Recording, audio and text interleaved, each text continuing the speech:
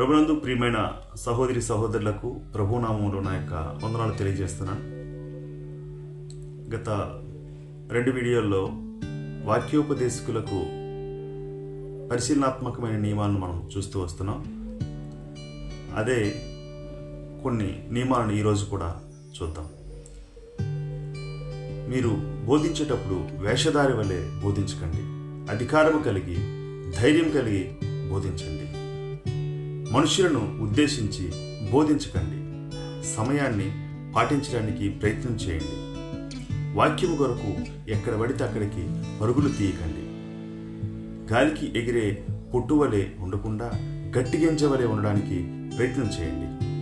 నష్టము కలిగినను సరే రోషము కలిగి జీవించండి. పరిస్థితులకు తలొగ్గకండి. మీ సాక్ష్యాన్ని వేడకండి. కానుకల కొరకు ఆశపడకండి. అడుక్కోకండి. మీ అవసరతలను దేవునికి మాత్రమే తెలియజేయండి. దేవుడు మనుషులను ప్రేరేపించగల సామర్థ్యుడు. కానుకలు డబ్బులపై వ్యామోహం కలిగినప్పుడు గెహజీని, ఇస్కరియోతు యూదాను జ్ఞాపకం చేసుకోనండి. ఇతరుల గురించి ఎవరి దగ్గర చెడ్డగా మాట్లాడకండి. దీవించండి కానీ శపించకండి. ఉపమానాలు చెప్పేటప్పుడు ఇతరులను కించపరిచేలా ఉండకుండా జాగ్రత్త పడండి. మిమ్మల్ని మీరు తగ్గించుకునండి. ప్రభువు మిమ్మల్ని హెచ్చిస్తాడు. భావోద్వేగాలను అదుపులో పెట్టుకోవడానికి ప్రయత్నం చేయండి. దేవుని మాటలు ఎప్పుడూ కొత్తగానే ఉంటాయి. క్రొత్తదనం కోసం ప్రాకులాడకండి. ఎప్పుడు బోధించడానికి ఆశపడకండి. ఎక్కువగా వినడానికి ఆశపడండి. ఎందుకంటే వినుట వలన మన జీవితాలు సరిచేయబడతాయి. బైబిల్లో జ్ఞానం కొరకు, మర్మాల కొరకు ప్రాకులాడకండి. అవి మీ ఆత్మీయ జీవితాన్ని దూరం చేస్తాయి, పతనం చేస్తాయి. మితముగా మాట్లాడండి. మితముగా స్పందించండి. అది మీ గౌరవాన్ని రెట్టింపు చేస్తుంది. ఒంటరివి అయిపోవడానికైనా సిద్ధపడండి. కానీ వ్యక్తిత్వాన్ని, మీ సాక్ష్యాన్ని వదులుకోకండి.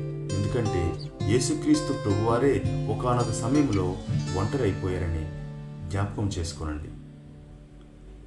సాటి వాక్యోపదేశం కంటే మీరే గొప్పవారని తలంచకండి. తగ్గించుకోనండి. మీరు ఎంత గొప్ప స్థితిలో ఉన్నా, సంఘం విస్తరిస్తున్నా పొరపాటున కూడా గర్వించకండి. ఎందుకంటే నాశనానికి ముందు గర్వం నడుస్తుందని గ్రహించండి. అధికారం కోసం ప్రాకులాడకండి. మంచి నాయకుడిగా ఉండడానికి ప్రయత్నం చేయండి. కులం, మతం, ఎక్కువవారు, తక్కువవారు అనే భావన మీలో ఉండకుండా జాగ్రత్తగా చూసుకోనండి. ఎందుకంటే ఇవేవి పరలోక రాజ్యంలో ఉండవు కాబట్టి.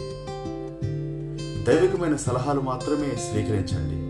రెహబోను వలె నాశనమైపోకుండా జాగ్రత్త పడండి. వాక్యోపదేశానికి మీరు నిలబడేటప్పుడు మీలో ప్రభువు కనిపించేలాగా మీ జీవితం ఉండేలా చూసుకోనండి. ప్రభు రాకడకు సిద్ధపడండి. మీ సంఘాన్ని సిద్ధపరచండి. ఈ నియమాలను కలియుటకు, మీ జీవితంలో అనుసరించుటకు నిరంతరం ప్రయత్నించండి.